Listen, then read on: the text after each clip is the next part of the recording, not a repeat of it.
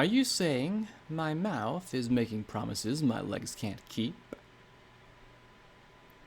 The word spread like wildfire.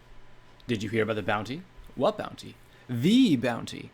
The bounty of the year. The bounty of the century. 50,000 caps dead. 100,000 alive. 100,000 caps. Imagine it. All for the head and pip-buck of some stable dweller? A stable dweller? Yeah. Security. Security? The Mayor DJ Pony talks about? Yeah. She's somewhere around Megamart. Are you going after her? Are you? The answer had been yes. As I watched through P-21's binoculars, I saw them drawn by the promise of easy money. That very morning, a camp formed outside the main gates. Only a half dozen. By noon, it was 20. By sundown, 50. Most of them had pathetic weapons, rusty rifles, and barely mended work implants. But that was changing. The professionals were starting to arrive. Professionals who were asking questions. What did security look like? What weapons did she carry? What foods does she like to eat? Who were her friends? By morning the next day, Megamart found itself inundated with customers. Keystone made sure every one of them paid the toll, and each restricted weapon in case gun wasn't enough of a deterrent. Even each of the shoppers kept an eye out for the mare with the black and red mane. Had a single one of them laid eyes on me, I think they'd have torn me to pieces and hauled me to Deus in a bucket. Still, for all the watchful eyes, no pony seemed to be too interested in the four wastelanders and their Brahmin. Dressed in rags and cloaks, reeking of Brahmin droppings, their packs rattled with salvage from all across Tuvington as they swept slowly north. Reaching the overpass, the gang of 10 stopped them. "We're looking for security." "Oh, security? She escaped last night, didn't you hear? She was an Enclave agent. Cut off her wings to fool us all." The old buck leading the caravan of wastelanders cackled. "Horse apples," spat another caravaner. "A gray mare with crossed knives for her cutie mark. She's still in there. Security from 10 Pony. Got enough money to buy the finders. They're finally making a move on the hoof. She's traveling with a Pegasus and an Earth Pony," the cream buck leader said as he glared at the caravanners. "Ain't no turkeys here." The old buck cackled again as the gang searched the packs. He was obviously telling the truth. Clearly, none of the traveling ponies could be hiding wings beneath their dusty robes and cloaks. The leader of the 10 looked at his fellows. "Well, we think security might try and sneak out." "Shit. You caught me." The left head of the Brahmin muttered. The other head gasped. "Your security? You fucker! What'd you do with Hank?" A few of the bounty hunters snorted at the jabbering heads. The leader looked at the remaining buck and mare. "You, get over here," he demanded briskly of the mare. "Get over here and get those rags off. Don't you touch a hoof on my girl." The olive green buck glared, his eyes drilling into the leader. His wild black mane rose in a mad tangled ridge from brow to tail. A trio of Varmin rifles fixed on him, making him bristle but step back. The purple mare gave a coy giggle. "Oh, don't worry, hun. I'm sure they'll be gentle." She wiggled out of the robe, revealing a petite body dressed in a frilly, if slightly worn, lingerie that covered both flanks and back legs. Quite a cute mare, if you overlooked the male bits between his haunches. He fluttered his lashes at the leader. "Happy?" The 10 immediately lost interest and returned to looking at Megamart, scrambling as they realized 3 more caravans were leaving for 3 different directions. The caravan continued north, laughing and sharing jokes. A few miles beyond the overpass, the 2 ponies following them turned back. I never thought I'd be glad to see Pony Joe's again. As our caravan walked around the back of the donut shop, I glanced behind us again, before cackling with glee. "You caught me! You nearly made me laugh," I said to Hank and Tony. I do stand up, the Brahmin's left head said with a chuckle. Bottlecap smiled fondly as she reached back, licked over the crossed blades, and then carefully peeled off the cutie mark decal and spit it into the garbage. Are you sure you won't keep the disguise a little longer? Bonesaw didn't really have much to remove from himself, as all his disguise was his robes. So he helped me pull off the wiry black hair that had been stuck to me with wax. Folks need to start spotting security somewhere other than Megamart. If they think they're still hiding there, sooner or later they're going to try and storm the place or burn you out. If I know DJ Pony, soon as I plug a raider, he'll be all over it. Plug a raider. 'Cause killing them was a joke. Really, I was that callous. You're lucky to have such a punny horn. Never would have been able to cover it otherwise. Bonesaw said as he magically yanked the clump of hair-coated wax off my brow. I frowned, feeling a little hurt. My horn isn't puny. It's barely bigger than a foal's, he cackled. I feigned an injured yet dignified expression. It's not puny. P-21 removed his wastelander garments, frowning as he glanced back at me with a small, almost amused smile. Bonesaw, does the size of Unicorn's horn have any indication on their magical prowess? Because, Blackjack, I have to admit I've never seen you do magic before, P-21 teased. The wrinkled old buck rubbed his chin thoughtfully. My horn isn't puny. I just wasn't taught any magic, that's all, I said defensively. I was supposed to learn spells once I took over for Mom. Okay, that was a lie, but that was the best excuse I could manage. The truth was that I couldn't really do magic. Oh, I could levitate guns and swing batons as well as any unicorn. My telekinesis was hardly all that impressive. In medical, they concluded that my magic hadn't fully developed yet. I still had bad dreams of spending hours with Marmalade trying to summon hoof cuffs or cast a stunning spell. Trying to get interrogation spells to work had been an absolute nightmare, particularly when my mom decided that it might help if she demonstrated them using them on me. Having your mother dig through your porn stash was bad enough, but having her dig through the memories of how many times you put yourself on the breeding queue, and having her critique your performance and offer suggestions? P-21 was looking at me with concern. Blackjack, you okay? Yeah. Oh goddesses, I was really becoming that much of a basket case? I didn't freak out, did I? Well, he gave me a definite smirk.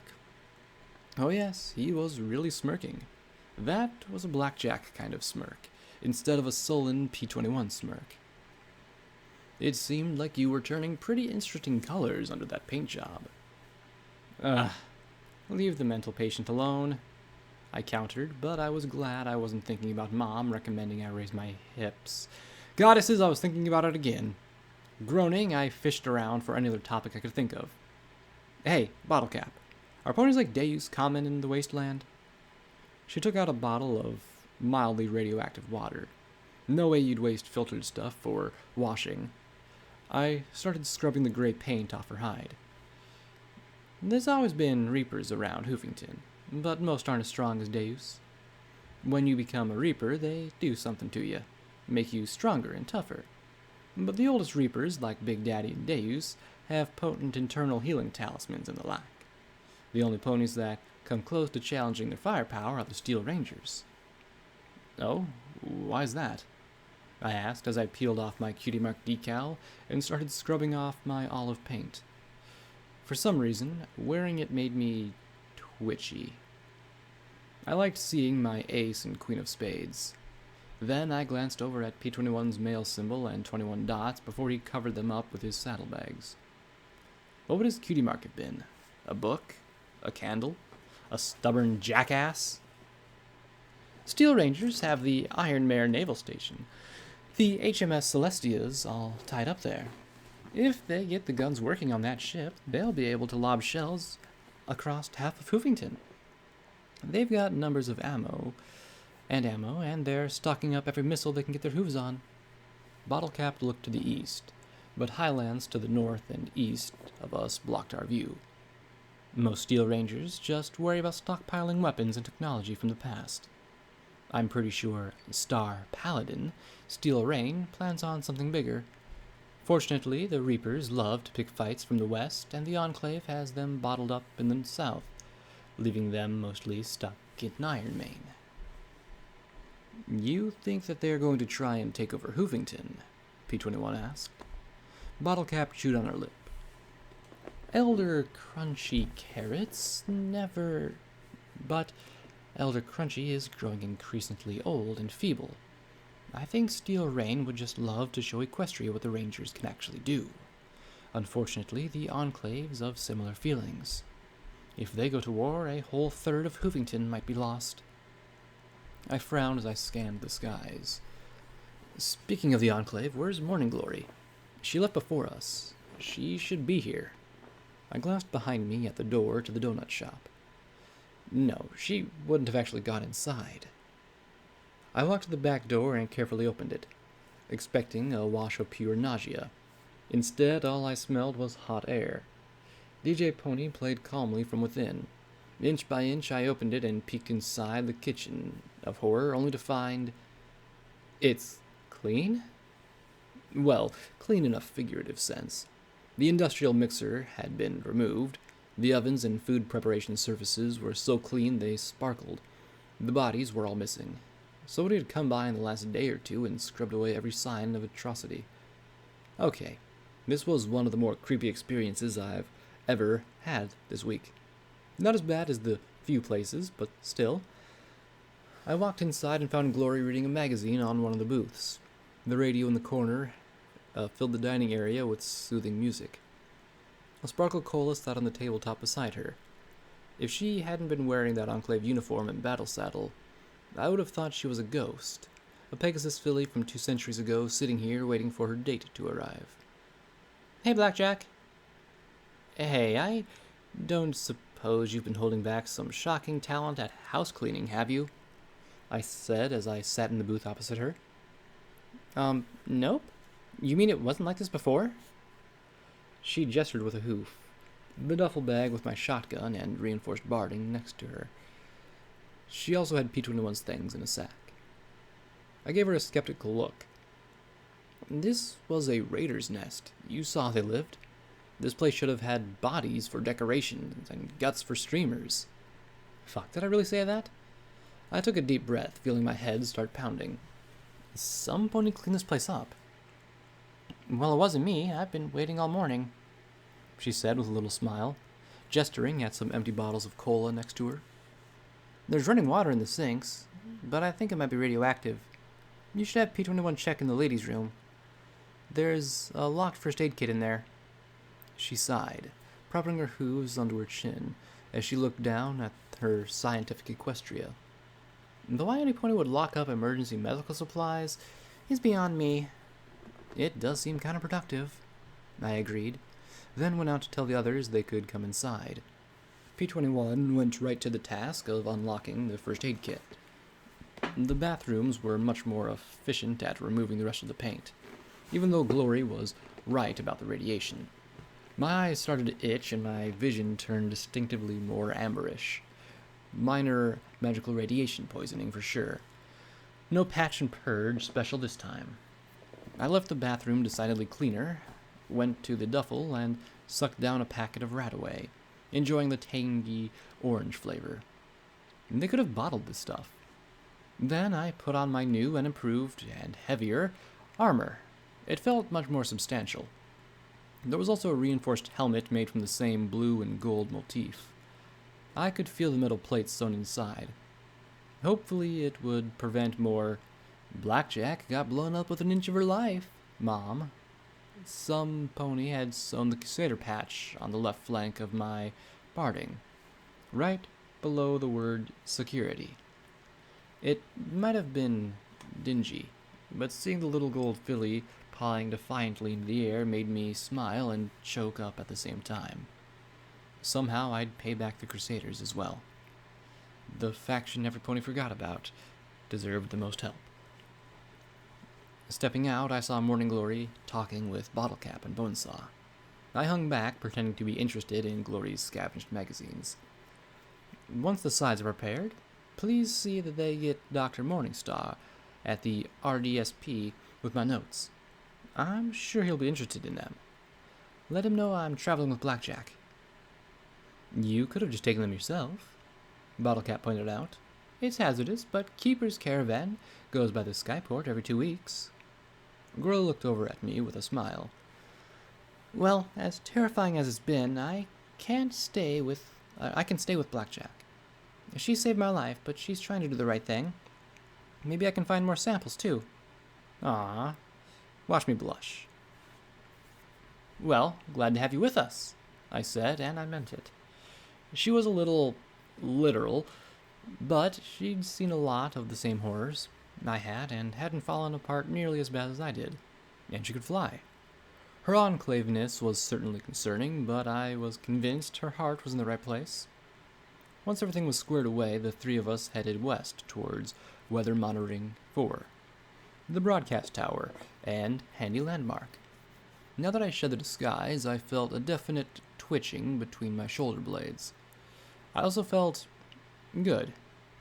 Maybe it was just the day of downtime not killing any pony, or Glory's vote of confidence, or just the fact that I'd run into Deus and come out alive. So your brains tell you anything? I asked her, half teasing. I figured any pony after my head would show up on my EFS, but the only hostiles in these woods were bobbing bloat sprites. Yes, the raider sample had numerous lesions on the frontal lobe. She caught my I'm not a smart pony, remember, look, and coughed. The fronts of their brains were full of little holes. It looked almost like a sponge. See? Translate smart into stupid, and I had no problem following along. The front of the brain is where most of your impulse control and long-term decision-making happen. You'd probably see the same thing with Blackjack's brain, P21 said, grinning at me. I did all I could not to say a word, feeling my heart throbbing in my ears. So, what do you think causes it? He continued, not noticing my discomfort. There's a lot of ponies that live in the wasteland who manage to stay sane. Sure, they might kill us anyway for a mountain of caps, but that was sane. Some bacteria or virus, I think. The decay is progressive. Likely it takes months or years to for full physiological breakdown to occur.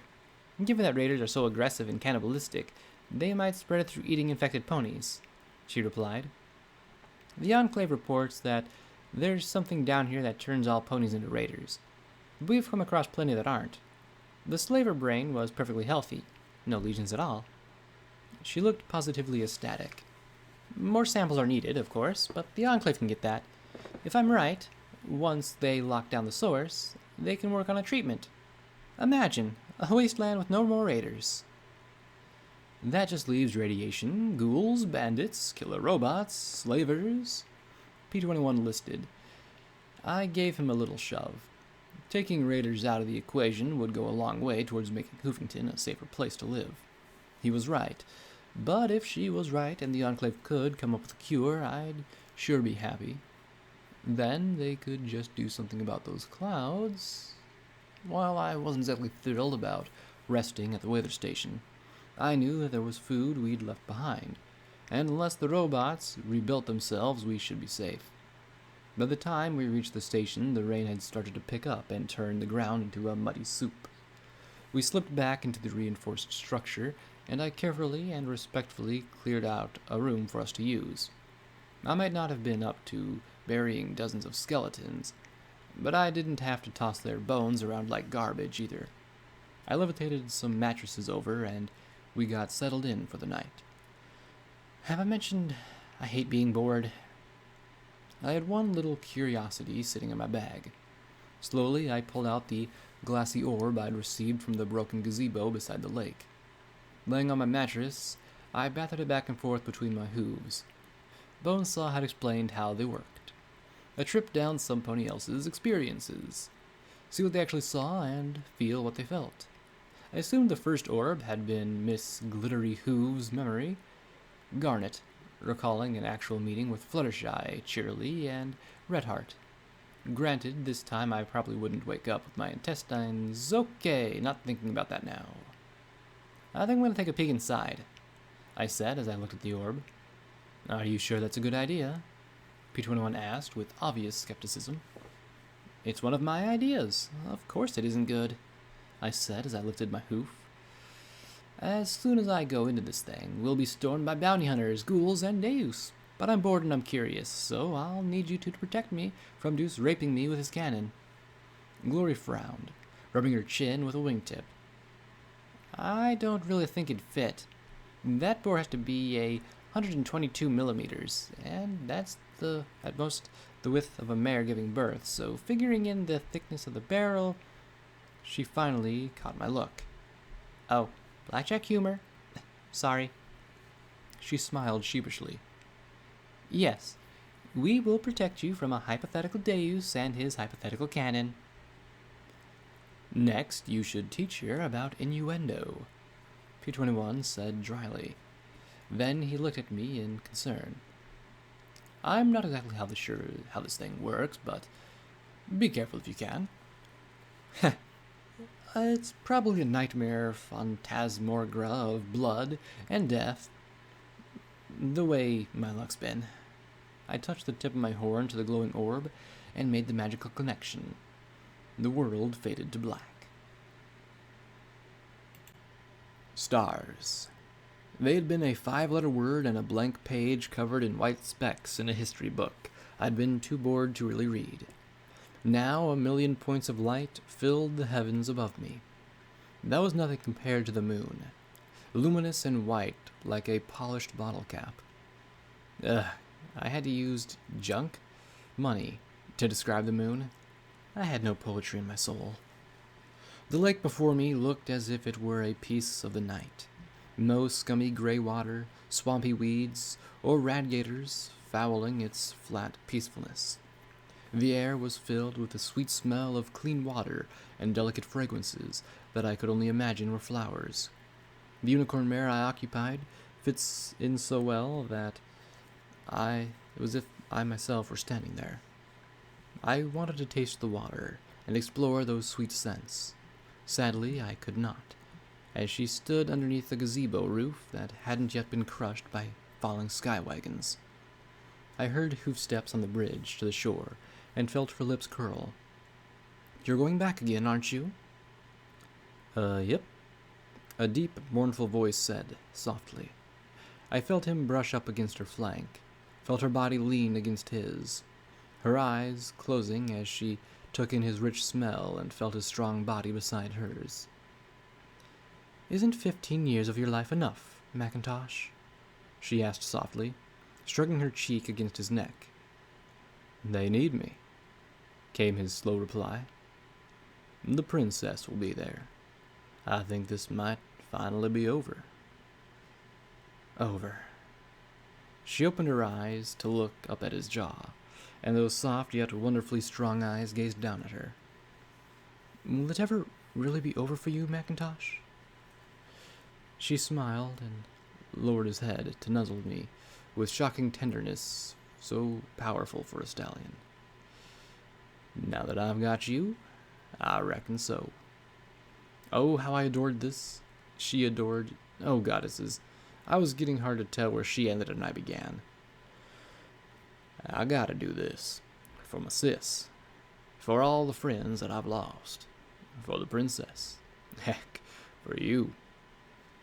Gold says the zebras respect me. If I'm there, maybe they'll be more likely to go for a ceasefire. I felt her lean against him. Then I guess you'll have to do it, she whispered. A soft sigh, and then she asked in a much firmer tone, Have you told your sister about me? He jerked and gulped. Well, she's busy, and, Big Macintosh! We've been together for a year and you still haven't told her? I kicked his leg with a forehoof and felt myself smiling. He was far too strong for my hoof to hurt him. I'm sorry. I'm just hoping that if we were together long enough, she'd just figure it out. He gave a sheepish smile. I'll tell you what, Miss Maripony. When we're done at Shattered Hoof, I'll hand over my resignation then and there. And? I felt myself arch a brow. And I'll tell my sister and everyone who this wonderful pony is, he added as he lowered his head to my own. And? I asked softly. He looked apprehensive for only a moment before he sighed. And? I'll tell 'em we gotta start planning for a wedding. I melted against him once again, kissing him and feeling him hold me. Finally, like trying to tear out my own heart, our lips parted. Well, all right then, I whispered, tears running down my cheek. There were the sounds of a sky carriage approaching and landing by the house, on the hillside beside the lake. I've waited this long, I can wait a little bit more. I love you, Maripony. He whispered into my ear. I love you, Macintosh, I replied. We stood together like that for a moment or two, and then parted. I hadn't realized how cold the night was till I stood there alone beneath the stars. I listened to his fading hoofsteps across the bridge, glancing back to see him looking at me. Then he boarded the scar carriage. Then my eyes closed and I felt my lips move. A whisper so soft that I could only make it out from the shape of my lips. You're going to be a father. I came out of the memory orb at once, staring at the softly glowing curve of my horn. Love. It was like stars. I'd never seen it before. Not like that.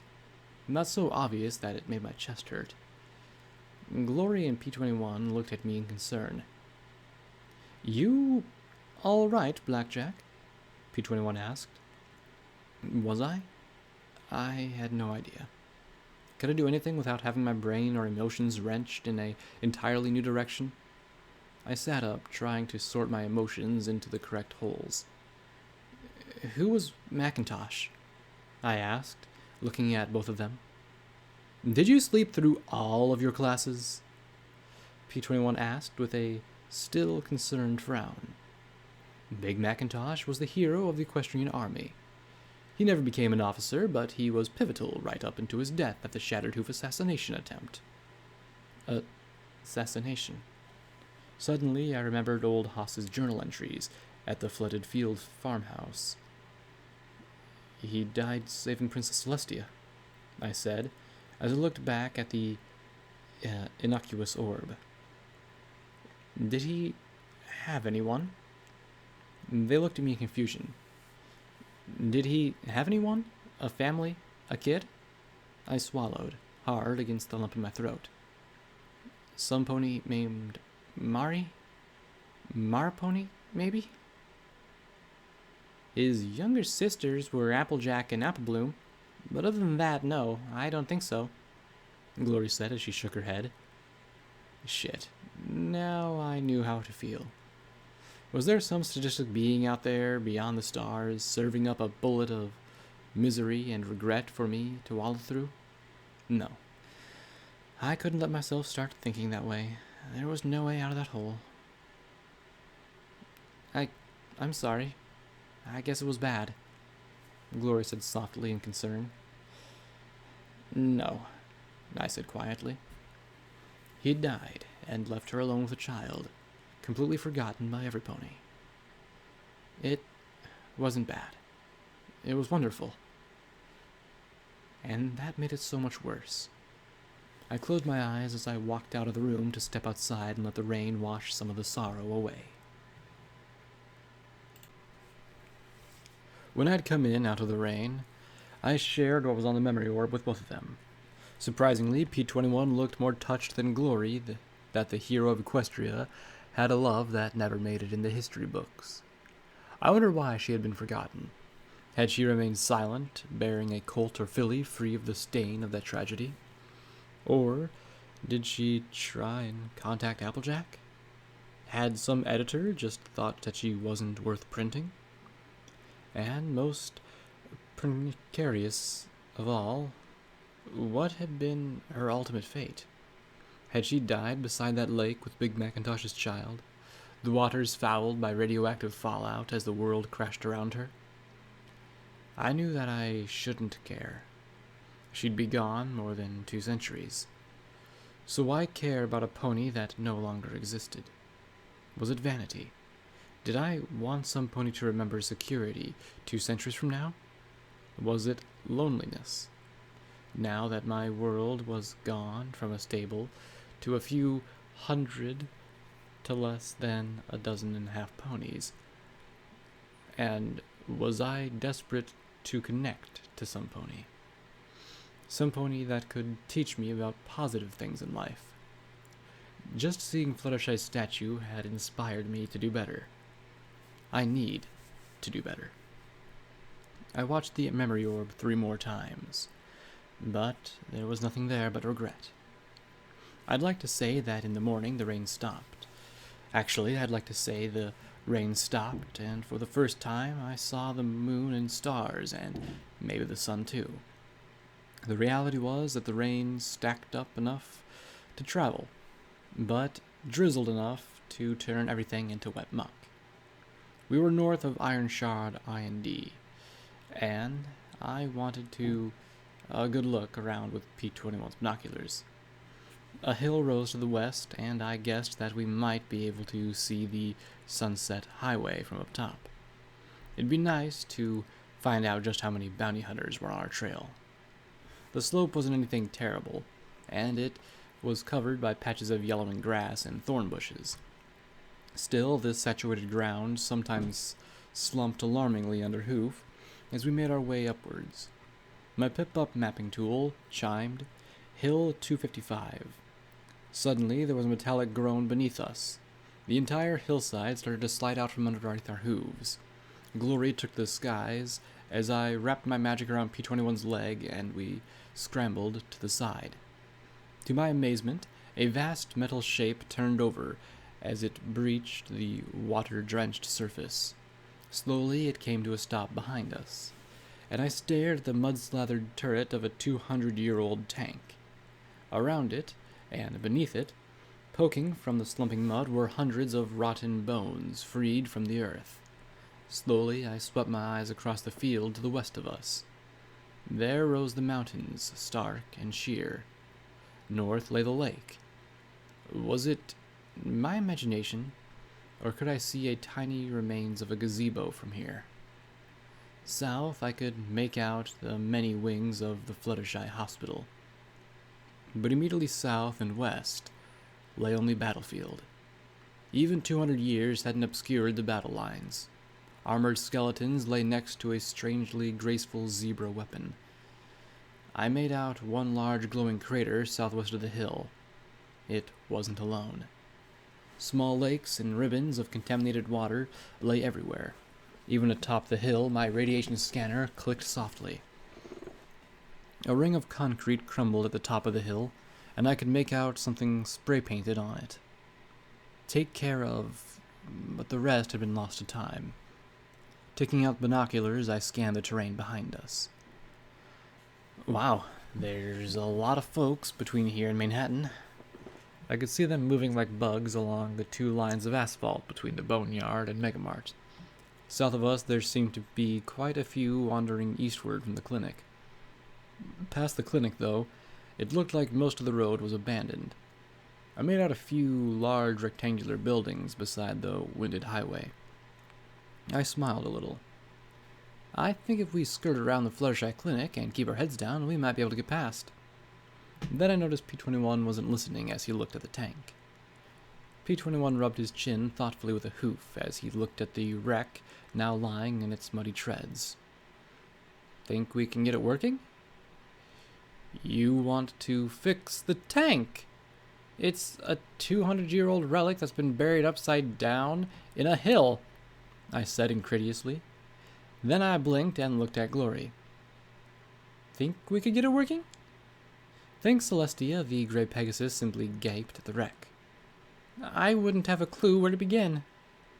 Leaving the wreck and visions of rolling along in an armored vehicle behind us, we picked up and went south.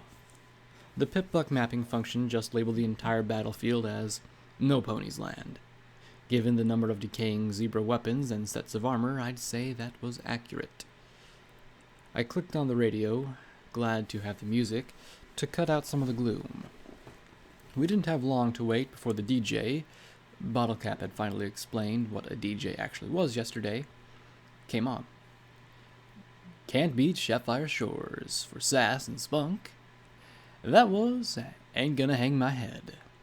Well, if you were listening earlier, you probably heard Security Mayor's little declaration of war against Paradise Mall. It looks like Paradise has responded in kind by putting a big bounty on security. Now I know times are tough. I know a number like that is bound to turn any pony's head.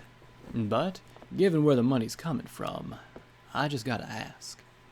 What's to stop 'em from turning around the second you step out the door, taking the money back and tossing your tail into Brimstone's Fall? Even if they do let you walk away, enjoy spending every day of your life keeping an eye out for bandits and slavers. Oh. There was a shaking of paper and a conspicuous clearing of a throat. And I got a memo from the 10 Pony Tower management. Those caps count as raider activity should you collect, so don't plan on coming here with them. We're never gonna do better if we kill every pony trying to do the right thing. Ponies selling ponies to ponies who work ponies to death is just wrong, no matter how you buck it. So with that in mind, the music began again. Here is Sweetie Belle with Priceless. For the first time, I was starting to warm a little to the DJ. I had to agree making me out to be a hero was annoyingly helpful, but it was good to hear any pony arguing against 50,000 caps for my head. I just wish he'd got it right that it was Deus that made the bounty, though on second thought that bastard still probably would have enjoyed it. It also explained why so many hunters were watching every inch between Megamart and Manhattan. If DJ Pony was in my corner, maybe I was running there now. Some ponies started shooting. First, it wasn't any of us. Second, it wasn't any of us. I relaxed as I took out the shotgun. The gunshots came from the south. Moving quickly, I could make out lots of yellow bars on my EFS. Glory glided carefully between the hills as we came to a siege. A dozen ponies fired pot shots at a bunker that returned fire through armored slits. "Get your tails out here!" shouted a mustard-brown pony in a battle saddle armed with 2 automatic rifles as we circled around behind them. "We're gonna skin ya for them Brahmin you eat." Not a very convincing argument for them to get out, P-21 said as he glanced at me. We could just go around them and let them shoot it out. That would probably be the smart idea. Unfortunately, I wasn't a smart pony. I moved up behind assault rifles and levitated out my baton. "Hey, what's up?" I asked brightly. "Got a bunch of them old thieving crusaders holed up in there. Ate 3 of our Brahmin," the assault rifle said as he scratched his pockmarked hide with a hoof. I might not have cared for his hygiene, but I had to admit that I liked the mirrored sunglasses he wore. Very snazzy. 12 adults shooting at crusaders?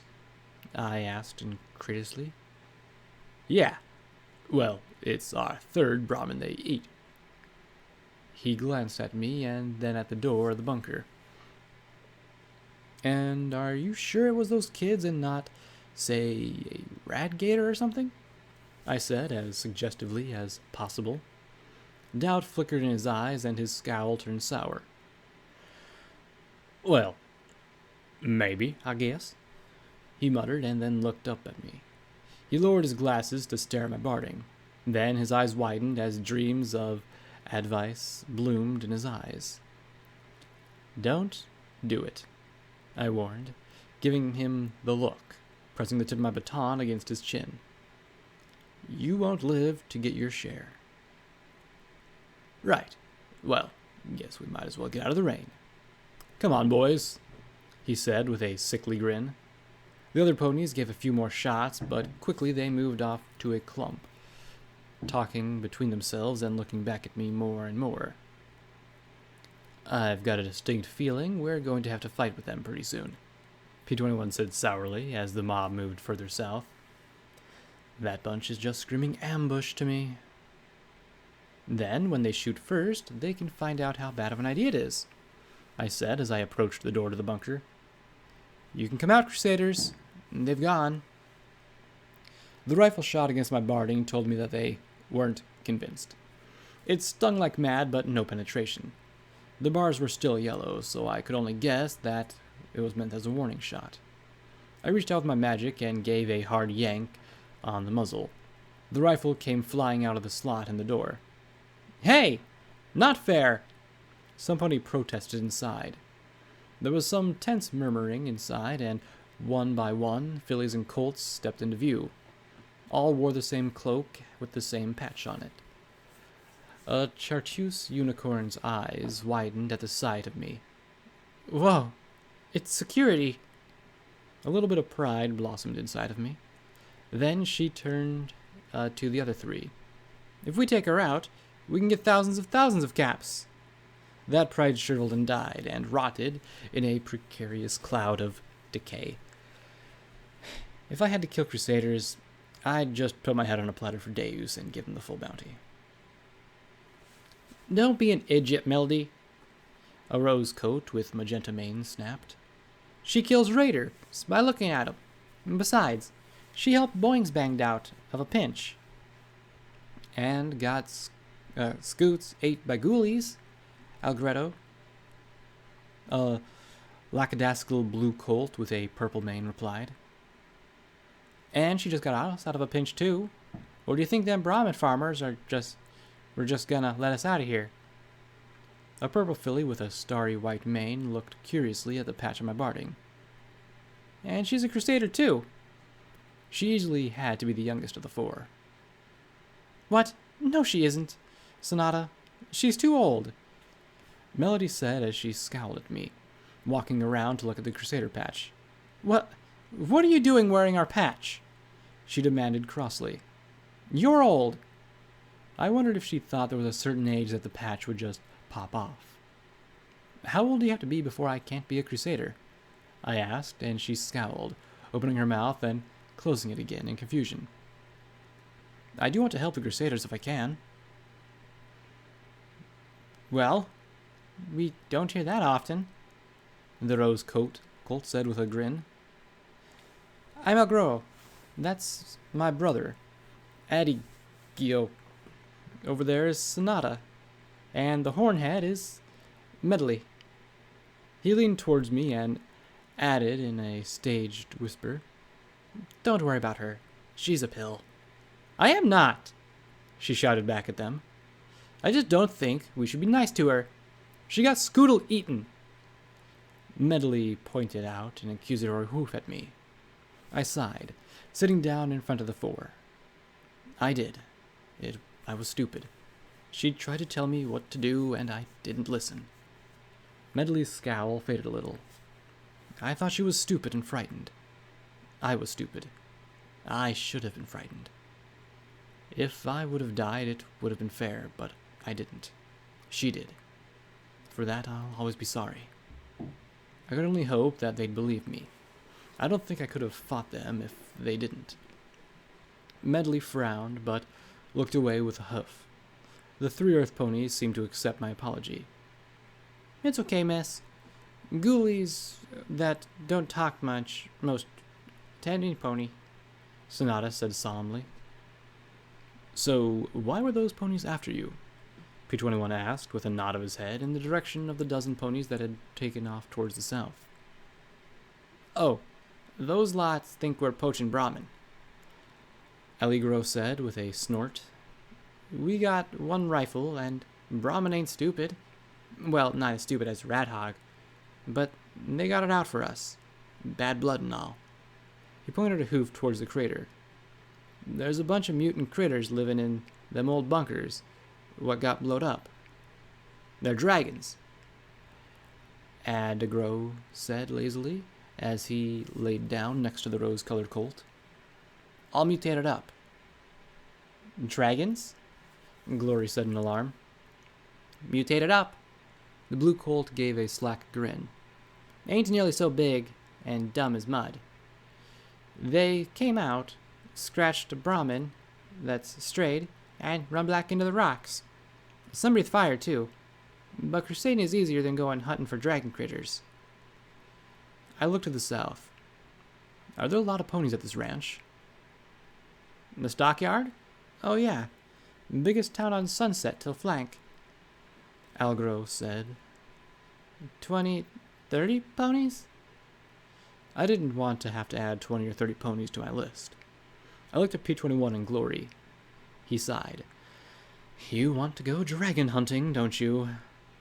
If we don't, we might have to shoot our way through a whole bunch of ponies. I'd rather avoid it if I can. I looked over at the Crusaders. And besides, maybe we can patch up some of the, bad blood? Blackjack, do you even know what a clue what you're going up against? He asked plaintively, cocking his head. Yup, I grinned as I sat with the Crusaders. Dragons. Mutated up. Okay, I admit it. I had no idea what I was facing. I didn't know how tough they were or how many of them there were. All I knew was that for a chance, I had an option to help ponies instead of shooting them. That was what I was going to do. I didn't want to die, I just wanted to do the right things. If these dragons turned out to be sentient and starving with a pitiable sob story, well, then I'd want to die. Till then, the cave the dragon mutants lived in was a crevice in the ground that I almost fell into before spotting. Just to the south stretched the pasture lands and their Brahmin. I could make out a few ponies with rifles, but either they hadn't seen us or weren't that fussed about us being on the north edge of their land. I loaded the shotgun with a drum of slugs and a second drum with black needle rounds and orange explosive rounds. I had no clue how tough dragons' hides would be. Just another reason why this was a bad idea. And I was going anyway, of course. I dropped carefully into the crevasse, sliding down 20 or so feet. Glory carried P21 down with her. I didn't like him going in unarmed, but that was nothing new. Inside the crevice, my rad meter started to click. Glory deftly pulled 3 syringes from one of her many pockets and gave us each an injection. The clicking slowed to a less worrisome level. Let's go quick, I said as I took the lead. As the light dimmed, my vision turned amber and the interior of the cave grew in sharp relief. We didn't have to go far. As we slid down the slope, my EFS lit up with 8 or 10 red bars. The first 2 picked over the bones of a slain Brahmin. They were much smaller than I anticipated, barely larger than foals. Their heads were flat and topped with wide, staring eyes that glowed bright yellow. Sharp claws tipped their fingers and toes. Thank the goddesses they didn't appear sentient at all, just dangerous. Soon, as I stepped around the corner, they opened their toothy maws wide, hissed, and charged, gnashing their teeth ravenously. At such close range, I hit Sats and placed both shots right in the closest one's mouth. The buckshot easily took its head clean off. These things might look like dragons, but they weren't nearly as tough as they were in the stories. Glory's beam pistol slammed into the other one, and the 4th soft beam, crack, transformed it into a heap of popping ash. I chuckled and looked at P21. Piece of cake. These things aren't nearly as tough as dragons. Or they were babies, Glory cried out as the tunnel emerged, one twice the size of the first 2. Its mouth looked large enough to bite me in half. Glory leaped up to a ledge a few feet higher as I tried to move to the side and find more room. The shotgun blasted little to its hide, and I bit down, gripping me in its mouth. Its little forearms tried to tear through the barding as its teeth scraped against the steel plates. Stop chewing on me! I yelled as Sats recharged and I swapped out the baton. I levitated it right above the thing's head and targeted 4 blows, then released the spell. As resistant as the monster was to bullets, its neck smashed just fine. On the 4th strike, something in the dragon mutant snapped, and I felt it fell into a twitching heap. Unfortunately, more were coming up the tunnel. I swapped drums, mourning the damage the specialty rounds would do to the weapon. Then I noticed P-21 sneaking closer to the dragons and tossing 2 mines out into the middle of their path. Why was he carrying mines? He fell back and covered his head as the first mine beeped, then the second a moment later. The explosions blew the legs off of the 2 leaders. Yes! I cheered at P-21, who now did all he could to disappear against the cave wall. I charged forward, screaming, grinning like a madmare, as Glory nimbly sprang along the rock ledges above me. Her beam shots did little, but I'd take all the help I could get right now. Sats let me target 2 shots into one mutant's chest. The first explosive round blew out a plate-sized circle and showed me the shards of shell. The second shot fired a hoof-sized spread of the fined darts into the hole. Blood sprayed from the creature's chest wound and mouth as the flak tumbled through its meaty interior with shredded vulnerable organs. Maybe it was just luck, but the dragon mutant went down in a heap. With no time for sats, we wore down the 6th dragon through a barrage of shots. It died messily. I was pretty beaten and bruised under my barding. I definitely owed Keystone for upgrading it. I slugged down a healing potion and then turned to look coolly at P-21. Okay, Mr. I don't trust myself with guns. What are you doing with mines? He shifted a little in embarrassment. Well, they're not guns, are they? He opened his saddlebags to show a number of the round tins, and some grenades, and round sticks tipped with brass caps. What are these? I asked as I lifted one out, casually popping off the brass cap as I did so. It instantly started to hiss and smoke. Oh, that can't be good. Toss it! Toss it!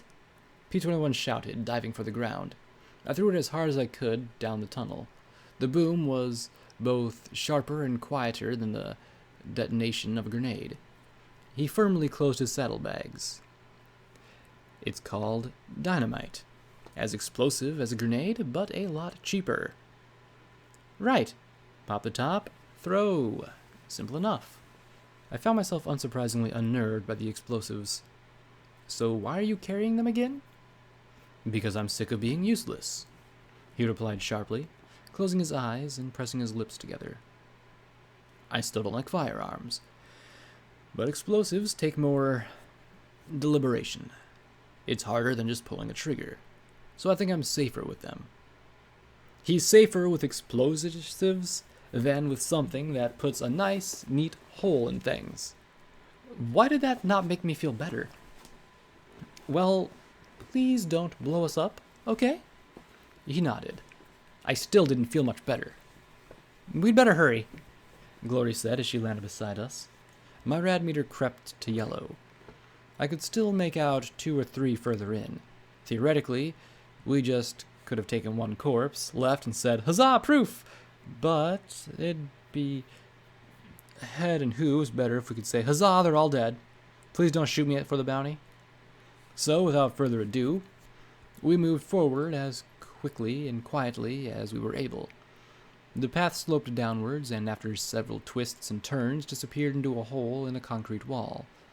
Most of them were inside the bunker was some sort, filled with rubber and numerous crates and containers. Most were all manner of smashed, but a few looked intact. Of more immediate concern was the beast charging at us. Glory immediately took to the air and began strafing maneuvers, while I stepped forward with sats ready. Then I noticed a stick of dynamite fly over my head and directly into the path of the mutant dragon. My mane rose on end, but the detonation sent the charging monster sprawling to its face. I glanced back at P-21 with wide-eyed look. Clearly, this would take a lot of getting used to. With sats, I finished off the torso. I winced at how loose the feed felt as I reloaded. Some of my luck must have rubbed off on Glory because one of her beam pistols nearly incinerated the remaining dragon mutant. She landed beside me. That it? No, actually, it wasn't. There was one bar remaining in the room, but they all lay in the direction of a big heap of rubble. I cocked my head and groaned softly. Ah, fuck me. The rubble shifted and rolled, and from behind it stirred a gray shape even larger than the ones we'd just finished off. I watched in horror as it climbed out of a depression in the floor. It was clearly much more dragon than mutant. The creature's back legs had turned into almost nothing, but its swollen forelimbs were more than capable of dragging its hulking mass over the ground. It let out a mindless shriek and opened its maw wide to spray flames across the three of us. We managed to jump behind the cover of some storage chests, but there was definitely some scorched mane smell in the air. Okay, beam guns, shotgun, explosives, what sounds best against a dragon? I asked, looking from one to the other with wide, bulging eyes. I don't think I have a bomb big enough. Even all my bombs, P-21 shouted. There was crawling towards us, making the bunker shake and sending rocks and pebbles raining down on us. I looked up. The ceiling was a mess of cracks and gaps. Want to do something stupid? P-21's mouth hung open for a second. Sure, why not? He said, throwing his hooves up in a shrug. Use those explosives of yours to bring the roof down. On top of us? Glory said, her eyes wide with shock. There's more of him than us, I pointed out as her brows furrowed together. P-21 looked at where the cracks snaked down the walls. I'll need some time. These bombs will have to be deliberate. He reached into his barding, drew a syringe of Med-X, and jammed it into the side of his legs through the brace straps. Then he sighed and pulled out a magazine. You're reading now, I shouted as I saw the dragon coming after us. The magazine seemed to have something to do with explosives. I am, if you want this to work, he shouted, not taking his eyes off the diagrams in the article. Keep it busy. I love it when a plan comes together. Let's do this, I shouted and ran into the side, ejecting the drum with explosive rounds, snagging it, and taking out an empty drum. As I raced ahead of the spewing flame, a stream of green banded rounds slipped into the drum. I saved sats and shouted, "Go for the eyes, Glory!" I went for everything else. I began to fire the green rounds. They didn't penetrate in the slightest. Instead, the green gunk spread over its limbs, then flared bright green and sank through the thick hide. The dragon lurched, now looking a bit ill as the toxic rounds began to work. I had no idea if their effect was accumulative, but it seemed to slow and disorient the beastie down as P-21 raced around the edge of the room. Hey, dragon, hey, you ugly, I shouted and shrieked as I kept light on my hooves. Glory buzzed around, her battle saddle strafing him with little effort and effect. The dragon's mouth opened wide, and she tucked almost into a ball to avoid being bitten in half. Me, I had to worry about a tail thicker than I was, snapping out and sweeping around. Unfortunately, even though I dodged it, it created a wave of debris that sent me off my hooves. Come on, P-21. Blackjack, he shouted from the crevice leading out. I dared to take my eyes off the dragon long enough to see the dynamite he'd stuffed into the cracks. Get out, Glory, I yelled as I focused my horn. I tried to flick the brass cap off the stick of dynamite from across the room, while a dragon wanted to pulp me wasn't exactly easy. I holstered the shotgun and raced around the perimeter of the room ahead of another massive tail sweep. Every cluster of dynamite I passed, my magic swept out and popped off a half-dozen caps. The debris carried along its tail caught me just as I finished arming the last row of caps. Knocked off my hooves again, I rolled along the dented crates and hunks of mutant dragon spawn. Boom! Boom! Boom! Boom!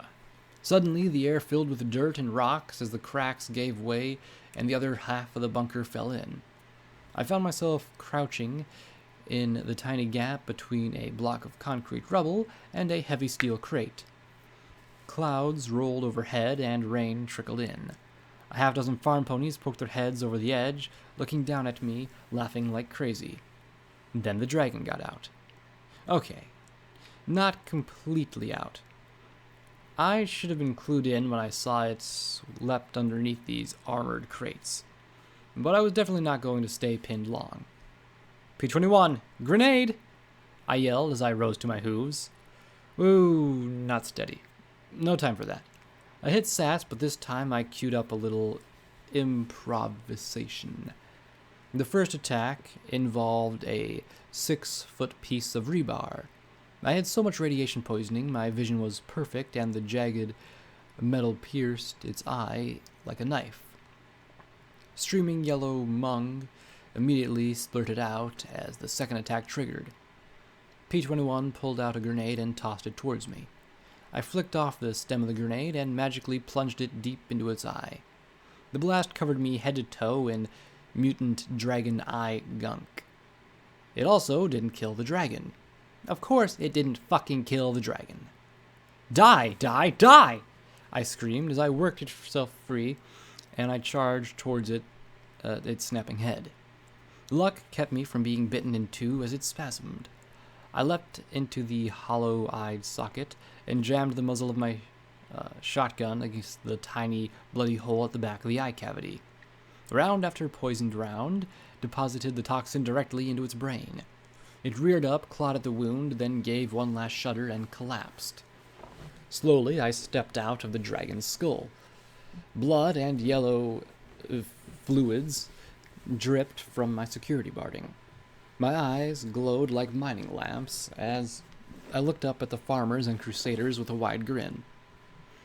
Now, who wants to try and collect that bounty? I yelled up at them, waving my steaming shotgun overhead and laughing wildly into the rain. There weren't any takers. Honestly, P-21 could have finished me off with 3 hooves tied behind his back.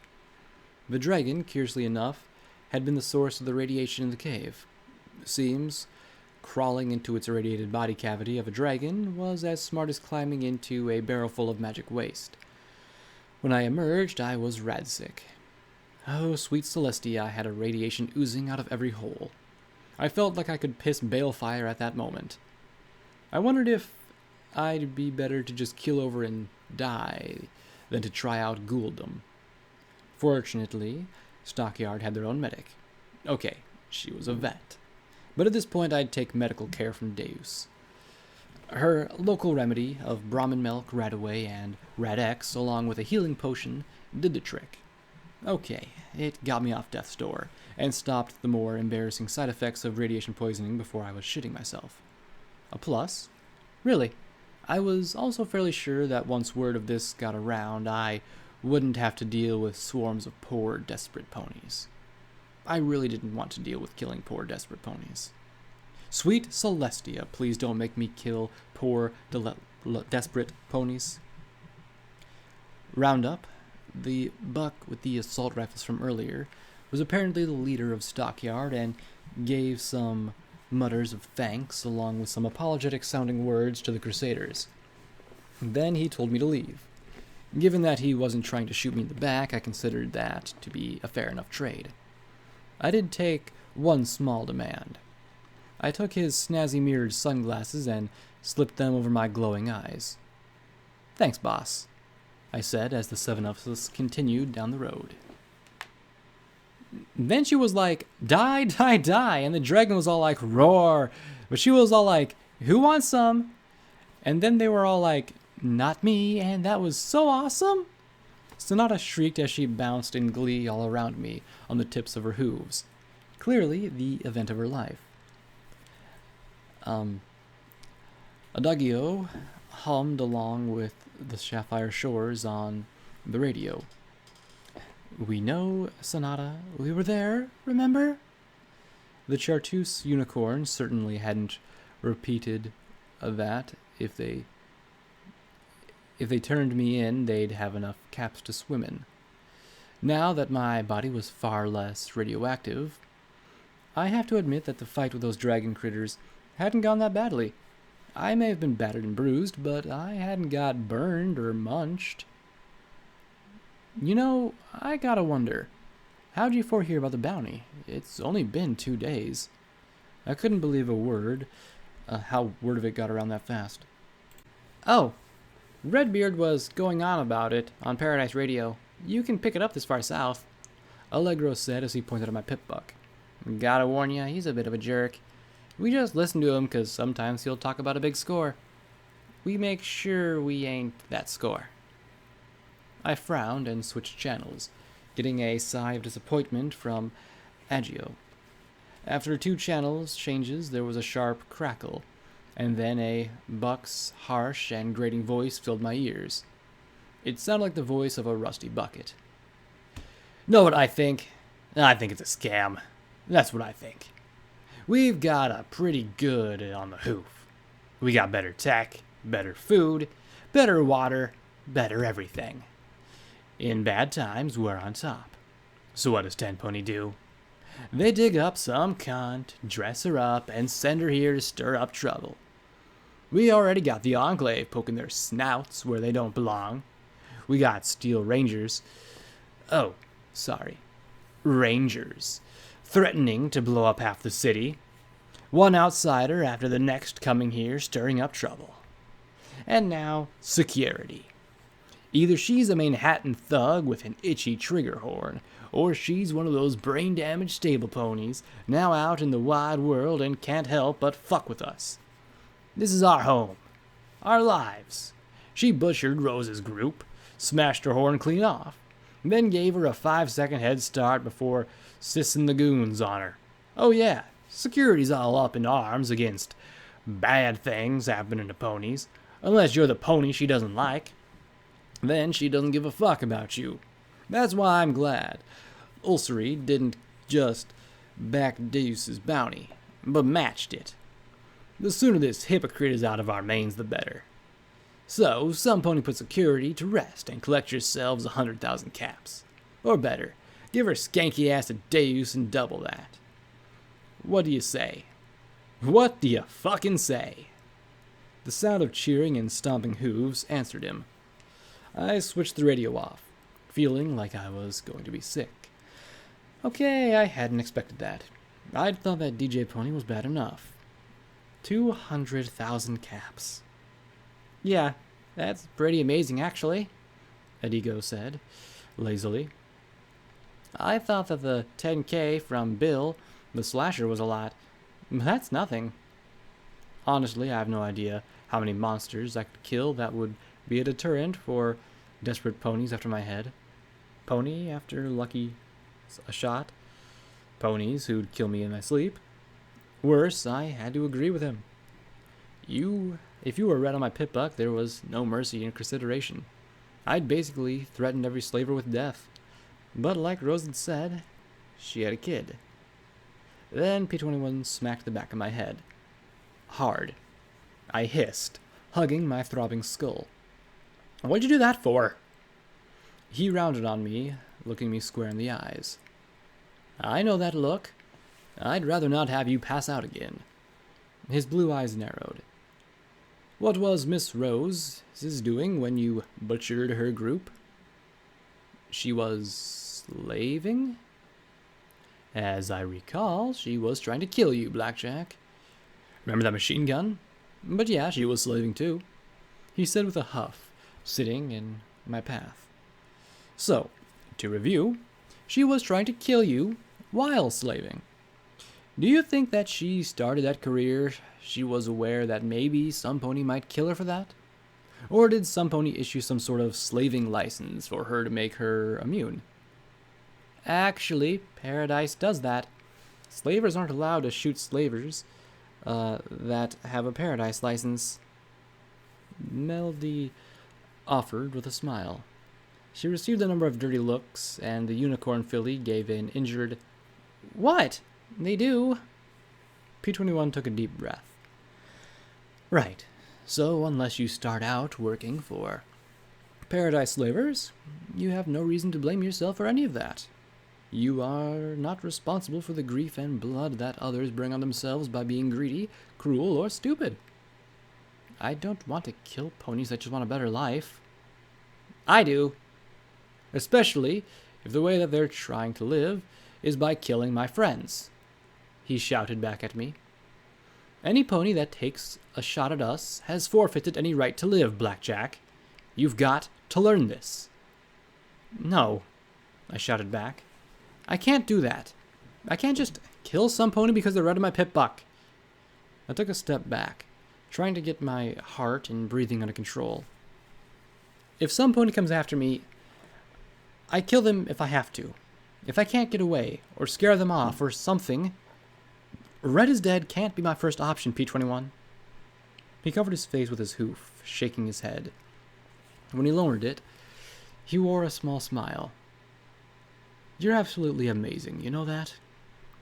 Comes from being stupid, I countered lamely, pawing at the cracked asphalt with my hoof. So, I'm your friend. I gave the smallest smile of my own. He coughed, eyes going wide as he rubbed the back of his head with a hoof.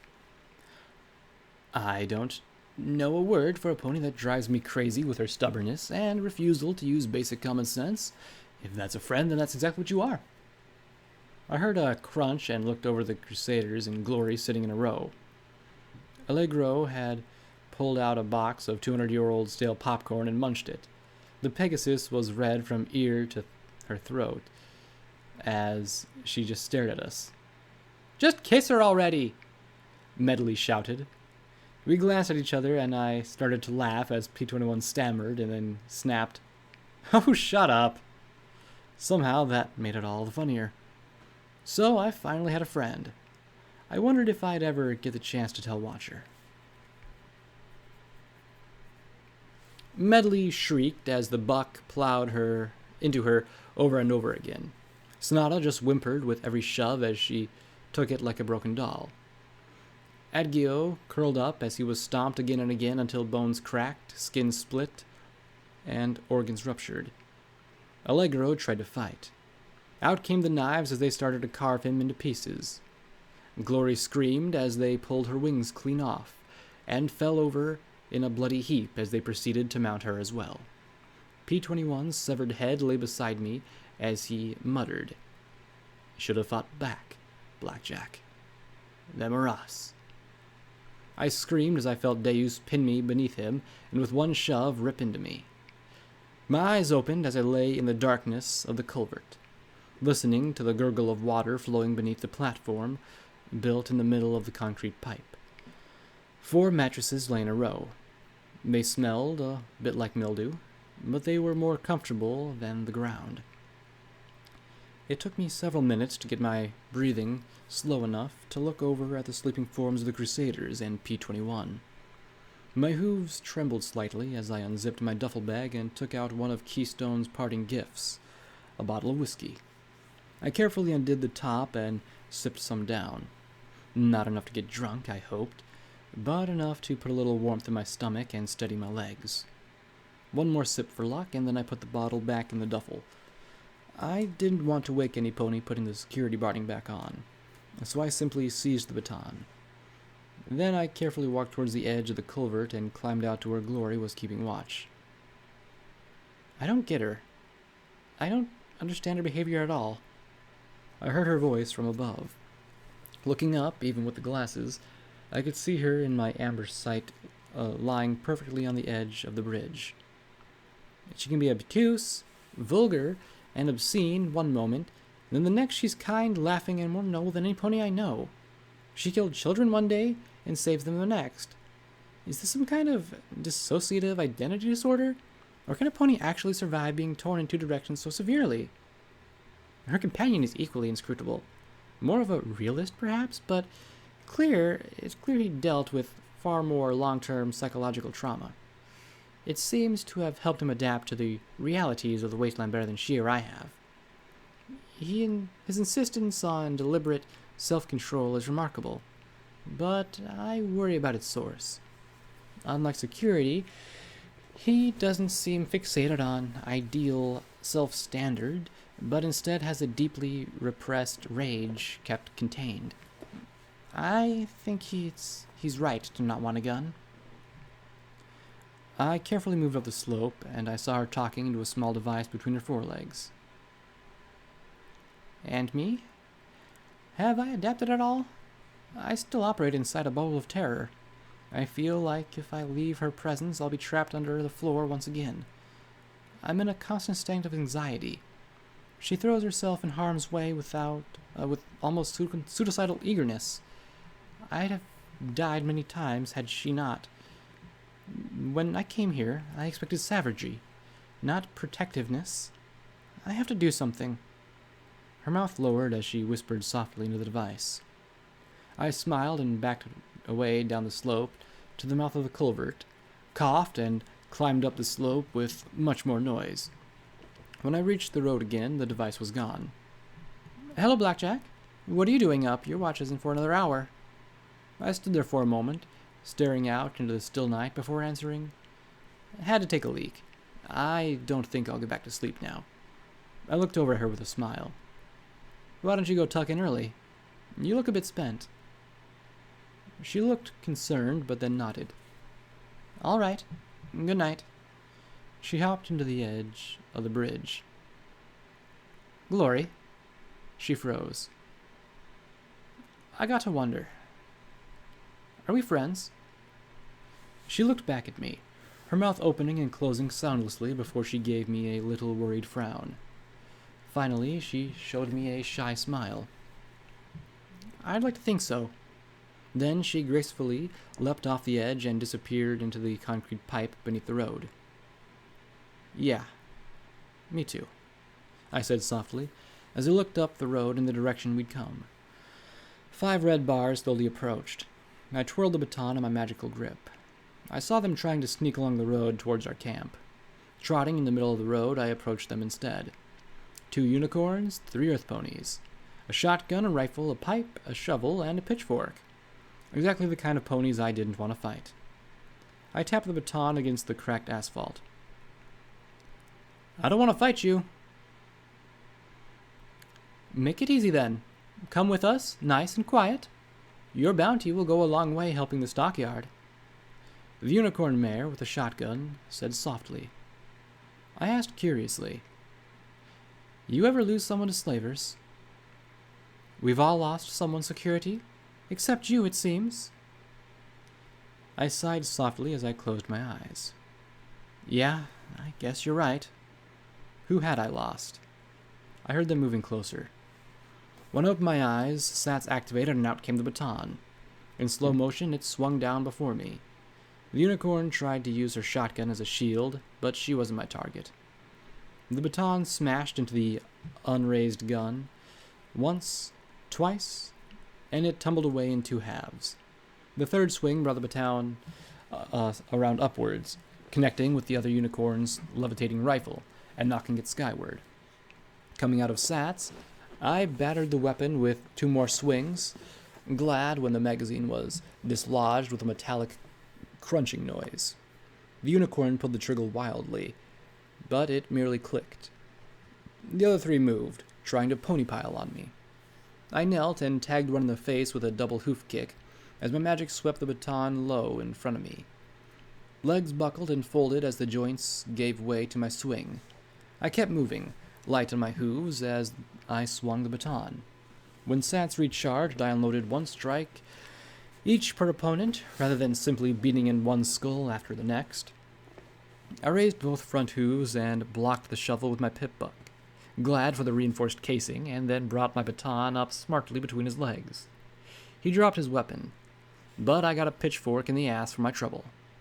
I telekinetically grabbed the end of the prong, pulled it out, and gave the whole pitchfork a hard twist. The wielder's jaw cracked like a gunshot. Shotgun Mare grabbed the shovel with her magic and tried to stab me with a sharpened tip. The baton popped up in my own glowing magic, deflecting the impalement up as I ducked beneath it and body slammed her to the ground. I, kick, do not, stomp, want to fight, ram. You, I finished as I stood over her. Then I realized she wasn't breathing. Oh, sweet goddesses, not again. Glory! I screamed as the other 4 backed away. The gray Pegasus dropped from the sky, beam pistols ready as she landed. P-21 emerged from the gloom with a grenade in his mouth as he looked at the remaining 4 and slowly shook his head. Glory at once started to pull out equipment. She administered a healing potion, then pulled out 2 small talismans on wires connected to a spark battery.